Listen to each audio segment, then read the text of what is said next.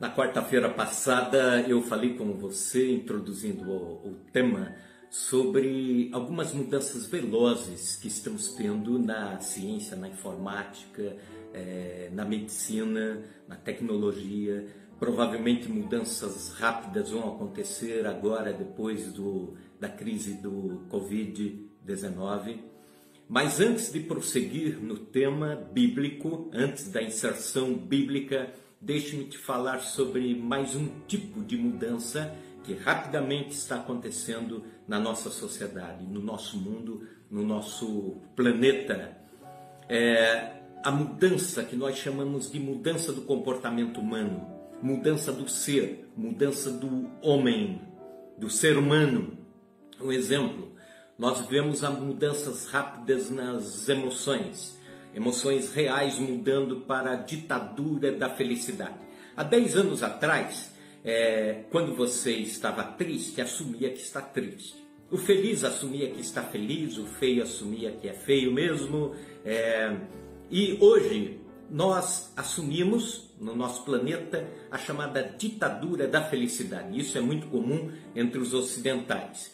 Você só encontra no Facebook, no Instagram, gente sorrindo, sem rugas, magrinhos, o que mais? Uma caneca de chopp na mão, a chave de um carrão assim do lado, né? E quando não, de fundo, aquelas paisagens paradisíacas para fazer a propaganda da viagem mais feliz da sua vida.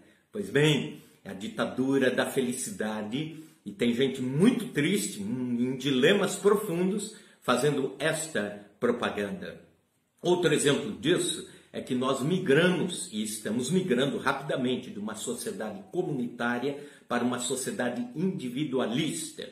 Quando nós éramos crianças, parente ficava doente, a gente viajava quilômetros e quilômetros de ônibus para ir visitar. Chegava lá, família inteira, né? Aquele espírito de comunidade, de unidade. O vizinho se acidentava, um vizinho ia para limpar o quintal, outro ia para cozinhar, outro já fazia a limpeza da casa, de forma que a vizinhança se conhecia, se ajudava, colocava-se as cadeiras ao final de tarde lá na calçada para ficar conversando, aí os vizinhos já chegavam, e era aquele bate-papo gostoso. Hoje em dia nós nem sabemos o nome do vizinho que mora do lado da nossa casa, né? Então vivemos essa sociedade individualista. Os apartamentos e condomínios mais valorizados são aqueles que protegem a individualidade, a privacidade. Protegem a tal ponto de você não precisar conhecer ninguém que mora por perto, você tem a sua vida individual. É o estilo de vida que estamos levando hoje. Mas também outro exemplo. A privacidade sagrada passou-se para a exposição em forma de cultura banal de exposição.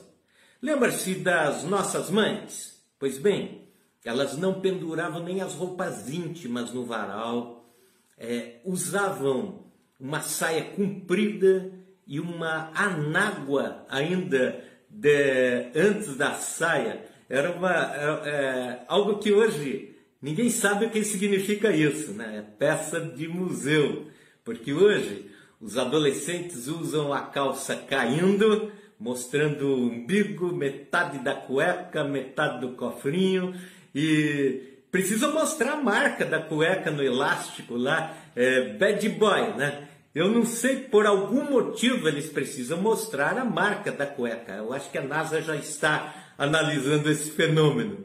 Mas são as mudanças, os reality shows estão mostrando aí que nós estamos num tempo em que mostrar a intimidade, mostrar a privacidade está em alta. Basta dizer que esses programas idiotas de TV têm uma altíssima audiência, altíssima repercussão, inclusive financeira, para estas TVs e para estes participantes. Este é um mundo em mudanças velozes. Quem você deve ser neste mundo de mudanças velozes? Vamos voltar ao texto de Daniel. Vamos hoje continuar com a série Sobrevivendo ao Mundo de Mudanças Velozes. Com base no livro de Daniel, estamos também usando como referência um material do pastor Marcelo Gomes. Estamos usando como referência alguns comentários bíblicos e também algumas traduções bíblicas para melhor ajudar-nos a entender este tempo. E eu quero convidá-lo a ler, você pode ler na sua casa, estes versículos, capítulo 1, versículos 3, indo até o 8. Mais tarde o rei ordenou a Aspenaz, seu mordomo e chefe dos oficiais da sua corte, que trouxesse alguns dos israelitas da família real e da nobreza. Jovens sem imperfeições físicas, de boa aparência, inteligentes, bem instruídos e, veja, que dominassem várias áreas do saber e fossem hábeis, capazes para servir no palácio de Nabucodonosor. Ele próprio ficaria encarregado de lhes ensinar o idioma e a cultura dos caldeus babilônicos. O rei designou-lhes uma porção diária das melhores iguarias da sua mesa e do vinho que ele mesmo bebia. Eles passariam por um período de treinamento que levaria 3 anos e depois disso estariam habilitados para servirem ao rei. Entre eles estavam alguns jovens vindos de Judá, cujos nomes em hebraico eram Daniel, Deus é meu juiz; Ananias, Yahvé é misericordioso; Misael, ninguém se compara a Deus; e Azarias, Yahvé é o meu socorro. O chefe dos oficiais, entretanto, deu-lhes novos nomes. A saber, Daniel chamou Beltesazar, que em babilônico quer dizer Bel, proteja sua vida. Bel era um deus dos babilônicos. Ananias denominou Sadraque, amigo do rei, na língua dos caldeus. A Misael nomeou Mesaque, quem é como Deus, lua. E Azarias deu o nome de Abidnego, servo do deus Mercúrio. Daniel, porém, decidiu no seu coração não se tornar impuro consumindo as iguarias do rei, nem o vinho especial servido à mesa real, e solicitou ao chefe dos oficiais permissão para se abster daqueles alimentos. Primeiro requisito para este mundo de mudanças velozes, para que você sobreviva, né? Desenvolva conhecimento multifocal em várias áreas. Versículo 4, o texto diz que dominassem várias áreas do saber. O rei de Babilônia estava num império de mudanças rápidas, em todas as áreas, nas ciências, na arquitetura, na astronomia, nas ciências diversas, inclusive na medicina. Naquele tempo, Nabucodonosor era um visionário e conta a história que ele empreendeu, ao longo de poucos anos, mudanças velozes no reino de Babilônia.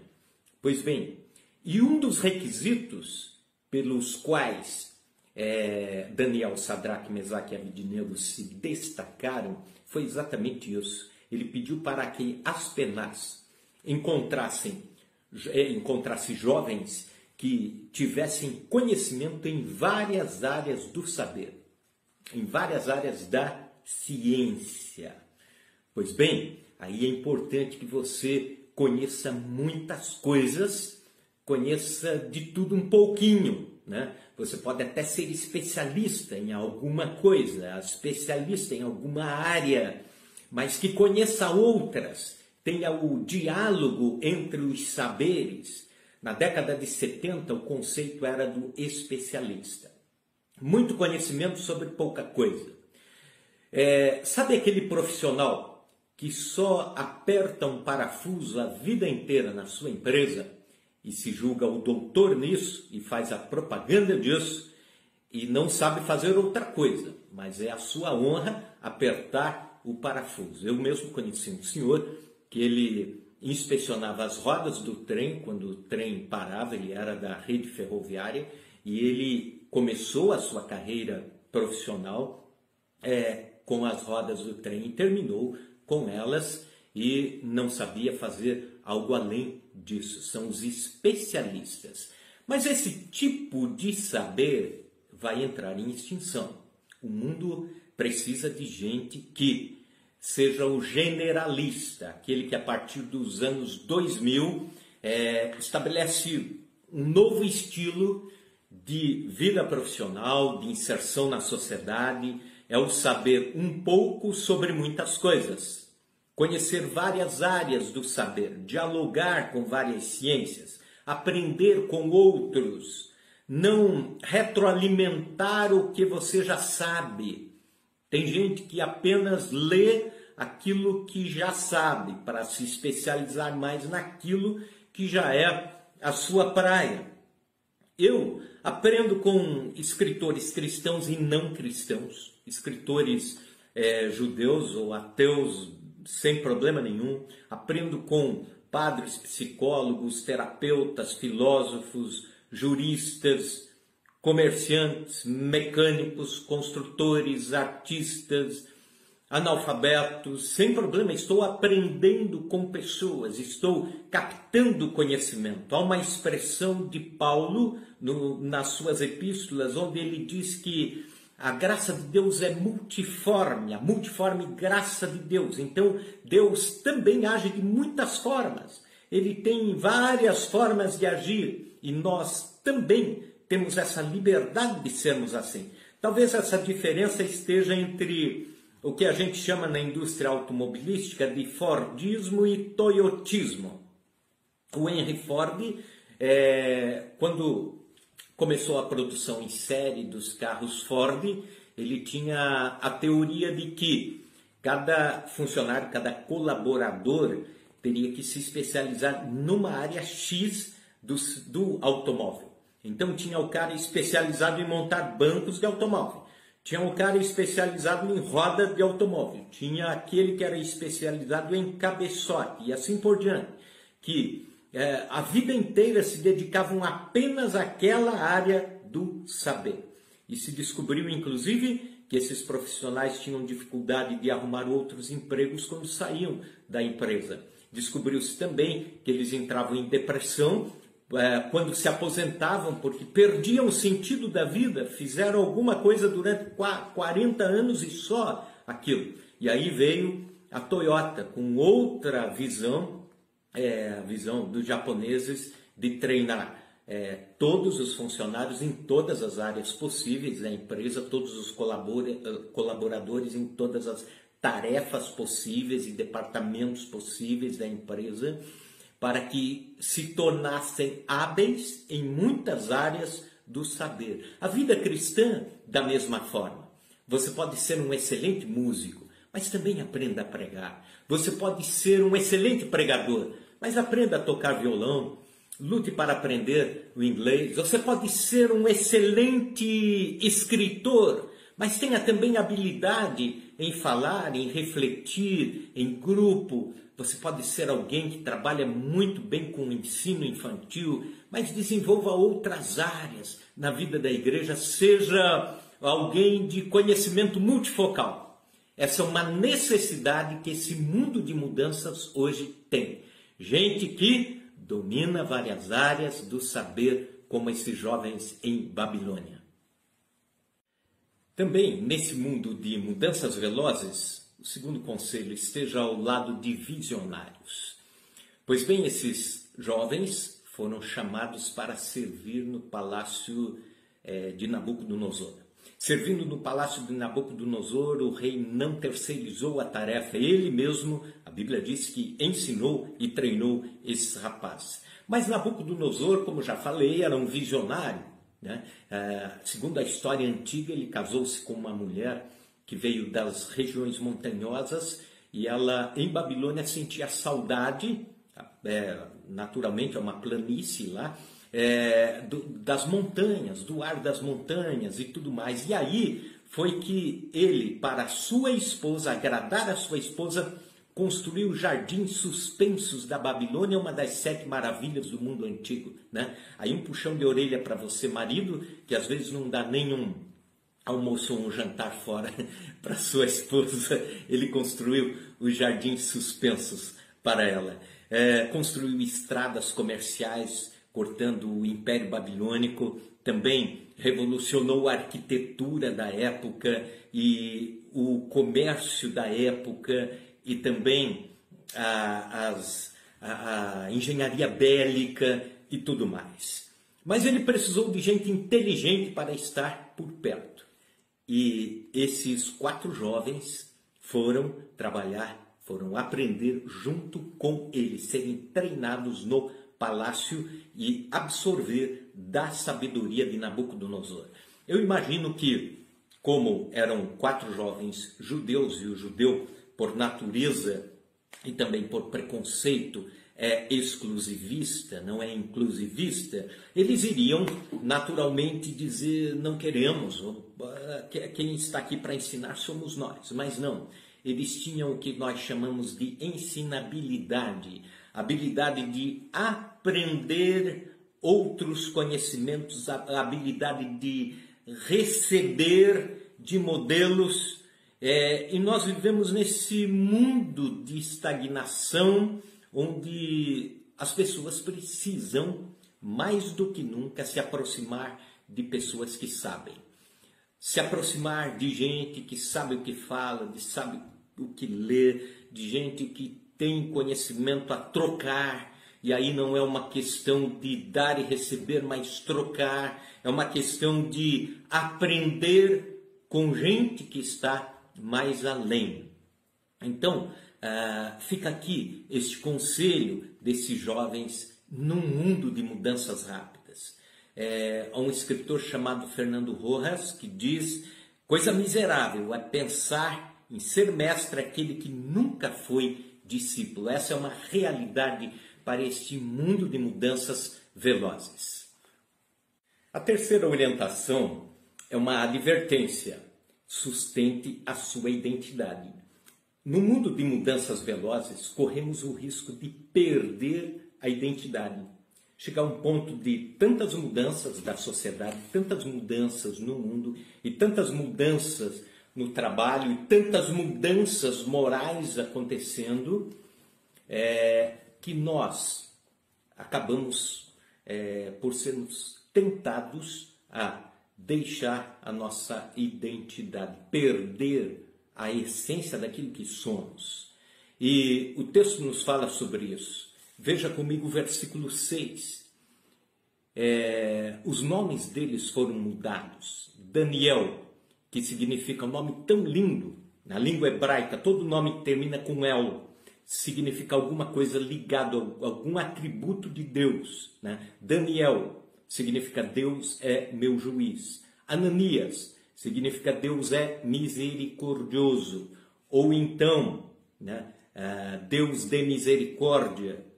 Ou Misael significa ninguém se compara a Deus. Outro nome, Azarias significa Yahvé é meu socorro, Deus é meu socorro. Esses nomes foram mudados. Daniel para Beltesazar, que significa o Deus Bel te proteja. Sadraque significa amigo do rei. Mesaque significa quem é como Deus Lua. Abidnego significa quem é como Deus Mercúrio. São nomes que foram mudados da identidade desses rapazes para uma identidade que não era deles. E o nome de um judeu ou de um árabe tinha muito a ver com a sua identidade, inclusive no mundo espiritual. Era uma forma de adorar a Deus, dizendo: este menino vai ter um nome ligado a Deus, ou esta menina, esta criança. Os judeus davam nomes aos seus filhos de acordo com a sua ênfase de fé, de acordo com a sua relação com Deus. E eu costumo brincar dizendo que os brasileiros dão um nome, sempre pensando em jogador de futebol, ator de novela, de filmes e tudo mais. Mas é interessante que esses dias no stand-up eu escutei um cara dizendo assim, que se você quer que seu filho dure bastante, seja vá até a terceira idade, a quarta idade, seja velhinho, não dê esses nomes assim de Bruno, Vinícius, Fernando, Marcos, não dê esses nomes. Dê nome de João, José, Anastácio, Clemente, Ambrósio, Severino, né? Você já viu um velhinho de 98 anos de idade ser chamado de Vinícius? Não. É chamado normalmente de Ambrósio, Severino. Ou então, você já viu um velhinho de 95 anos de idade com o nome de Fernando ou de Marcos? Não, não. Você só vê esses nomes assim, Clemente, Anastácio, João. Então dê esses nomes para a criança durar muitas décadas, mas estou brincando. Os nomes tinham a ver com a identidade, e Babilônia tentou mudar a identidade desses rapazes. Babilônia mudou o nome deles, mas não mudou a essência. Eles continuaram a ser, na essência, Daniel, Ananias, Misael e Azarias. Continuaram na essência a viver aquilo que era o que os seus pais pensaram deles quando lhes deram estes nomes. Nós vivemos num universo de mudanças enormes e corre-se o risco de Babilônia tentar mudar nossos valores, nossa identidade cristã, identidade de valores, de princípios. Veja bem, um rabino explicando sobre a identidade a partir do nome, ele disse que ao longo da vida nós vamos ter 3 nomes. O primeiro é o nome de batismo, que é uma imposição. Isso nós recebemos e vamos com ele até o fim da vida. Mas o segundo nome nós construímos, é o nome que construímos diante da sociedade. Talvez tenha a ver com a profissão, com a ocupação. Por exemplo, raramente alguém me chama de Copesca ou de Marcos. Normalmente antes vem o título pastor. Mas eu não encaro isso como um título de honra, pelo contrário, como uma identidade. Alguém fazendo menção à minha pessoa a partir da minha ocupação. Assim como existe o médico fulano de tal, o advogado, ou como temos na igreja o Paulo pintor, como temos na igreja o Sebastião da Batava, que agora já não é da Batava, mas a identidade ficou, e assim por diante. Nós temos essa forma de reconhecer pessoas a partir do nome que construíram, com um bom caráter, uma boa inserção profissional, uma responsabilidade diante da sociedade. E também, por último, nós temos um nome que vamos receber na glória, com Deus. Esse nome só o céu conhece. E pela eternidade nós vamos ter este nome. Mas o que eu quero te dizer é sustente o segundo nome. Aquele que você recebeu dos pais é uma imposição. Mas aquilo que a sociedade construiu em torno de você e você construiu em torno da sociedade é a sua identidade. Preserve a sua identidade num mundo de mudanças velozes. E por último agora, por fim, o último conselho nessa etapa é: tenha discernimento. No versículo 8, o rei convida os jovens para comerem da sua mesa. E aí eles dizem: não, nós preferimos comer a comida nossa, legumes e águas, do que as finas iguarias do rei. Isso tem 2 implicações no que tange a interpretação. A primeira delas é que na cultura judaica ou árabe só se assenta na mesa para comer quem tem comunhão de valores iguais. Então, é como se Daniel estivesse dizendo: nós vamos até aqui, mas aqui entra na nossa. Eu aprendo com você, eu vivo com você, eu trabalho no seu palácio, eu te aconselho, eu recebo sabedoria de você, entrego sabedoria minha para você, mas nós não temos valores iguais. E aqui ele está fazendo menção aos valores espirituais, o não assentar-se na mesa do rei. Isso nada tem a ver com uma cultura que implantaram aí no meio cristão, do jejum de Daniel, de abster-se de alguns tipos de alimento apenas para, como se fosse isso um sacrifício a Deus. Não, a interpretação é muito mais profunda que isso. A segunda situação é que as comidas dos caldeus eram consagradas a deuses estranhos. Portanto, o ritual do almoço ou do jantar não era apenas a alimentação ou a comunhão, mas era também um rito religioso, onde envolvia comidas consagradas a deuses. E Daniel está dizendo, e Sadraque, Mesaque e Abidnego estão dizendo, nós não vamos participar da mesa do rei. Saiba até onde vão seus limites. No mundo de mudanças velozes, nós corremos o risco de não ter filtro e engolirmos todas as mudanças. Você já viu aquela expressão, já ouviu aquela expressão de gente que é esponja, vai absorvendo tudo, não tem filtro? Pois bem, não seja assim. Nós precisamos estabelecer limites para até onde Babilônia vai nos influenciar. Até onde as mudanças velozes deste mundo podem nos influenciar. E aí entra o discernimento espiritual. Você pode negociar seu status, mas não negocie os seus valores.